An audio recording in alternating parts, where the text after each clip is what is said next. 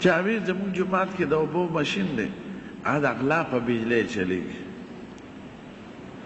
دا ښه کار کوي که نه دغه مزګزارم ګناهګاران دي دوی د خپل کور د بجلی ادا کولی شي نو په یو ځل چې راجمع شي د جماعت بجلی نشي ادا کول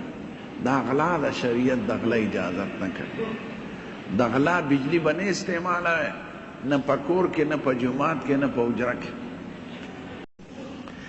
پړو سره مونځ څنګه دی پړو سره جنازې مونځ کیږي چې پړه پاکه خو جماعت کې د پړو استعمال نه دی پکار ځکه دې پړو سره خلک استنجا خانو لمزي نو که پړه داسې کې چې پاکي په خاورې ومږي نو مونځ پکې کیږي یا وباسي او د پاسه پې ولاړئ نو خیر دی خو چې پاکه او که پلیته یا امتیازې پکې ننوتي نو مونځ ورسره مه کوه